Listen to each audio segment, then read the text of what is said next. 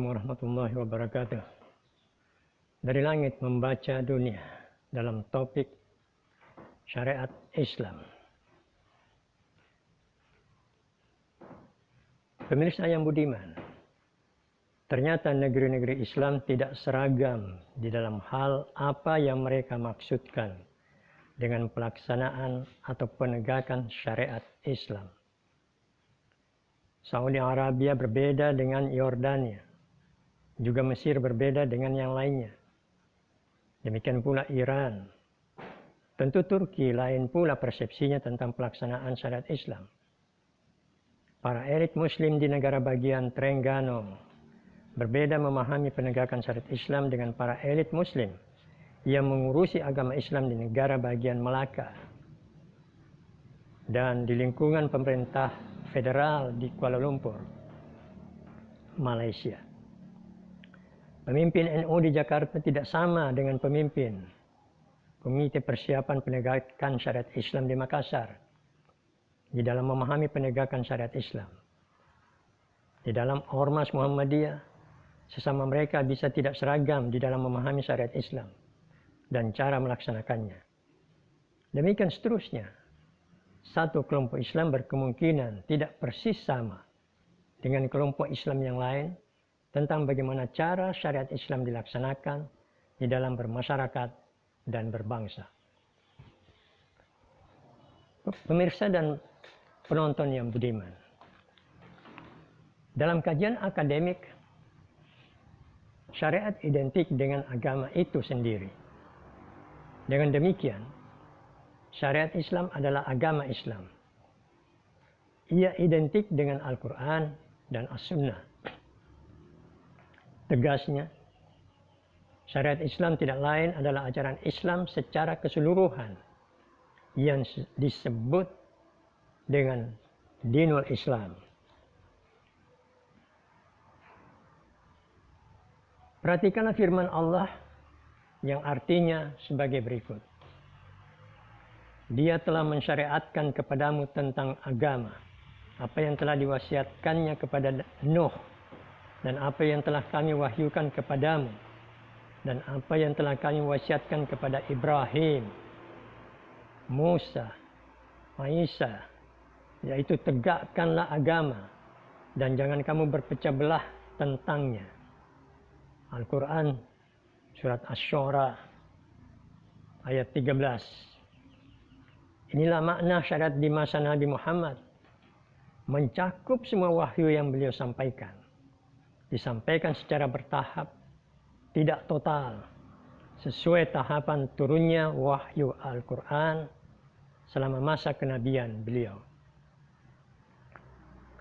Pemirsa yang budiman, akan tetapi di kemudian hari oleh para ulama fikih, khususnya para politisi Islam tertentu, syariat dipersempit artinya menjadi fikih atau hukum Islam saja.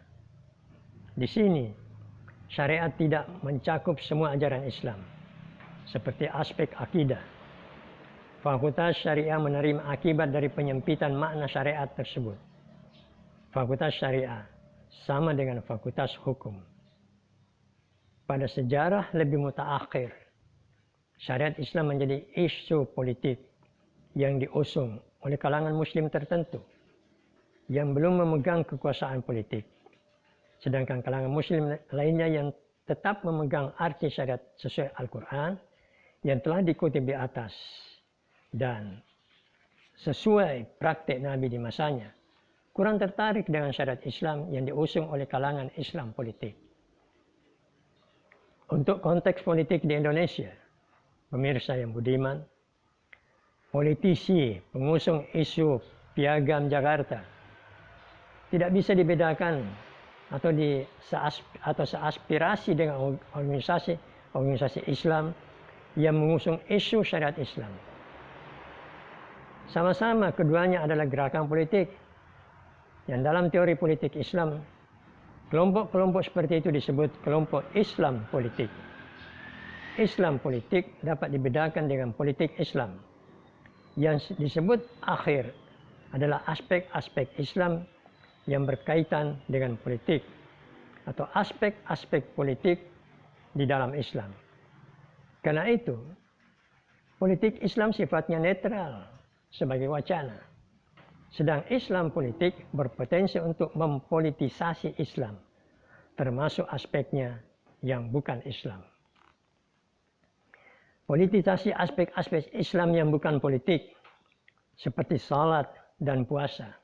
Misalnya, itulah yang saya lihat di antaranya, yang ingin dilakukan oleh kawan-kawan saya di Aceh misalnya, dengan penegakan syariat Islam di provinsi tersebut. Mereka bersemangat menyiapkan kanon atau peraturan daerah, perda, untuk memberi sanksi kepada lelaki dewasa yang tidak pergi berjumat, dan sanksi bagi muslim dewasa yang tidak melakukan puasa. Walaupun Al-Quran dan As-Sunnah tidak mengatur sanksi yang demikian. Kawan-kawan saya di sana tidak tertarik untuk membicarakan bagaimana eksplorasi gas alam yang terganggu oleh kekacauan provinsi itu di masa lampau bisa kembali diproses untuk kesejahteraan rakyat Aceh. Kawan-kawan di sana juga hanya senyum-senyum penuh arti. Kalau saya bertanya, kenapa mereka tidak bersatu membasmi gerombolan GAM waktu itu? Di Aceh, syariat Islam ditekankan lebih pada hukum Islamnya, pada fikih semata. Aceh tidak mengambil pelajaran dari pemberontakan DITII, Daud Brue, lalu senyum-senyum penuh arti terhadap pemberontakan serupa, yaitu GAM waktu itu. Sehingga kalau musibah tsunami yang meluluhlantakkan Aceh mau dilihat sebagai warning Allah, adakah itu karena Aceh tidak belajar sebanyak-banyaknya dari sejarah mereka sendiri? Di sini, di Sulsel, kita pun ditantang untuk belajar dari sejarah kita sendiri. Setidaknya dari sejarah awal Islam di Sulsel, pada Raja-Raja Makassar dan Bugis tempo dulu, dan pada sejarah pemberontakan DITII pada tempo yang belum lama yang silam. Saya mau belajar dari semua pelajaran sejarah masa lalu itu. Terima kasih. Wassalamualaikum warahmatullahi wabarakatuh.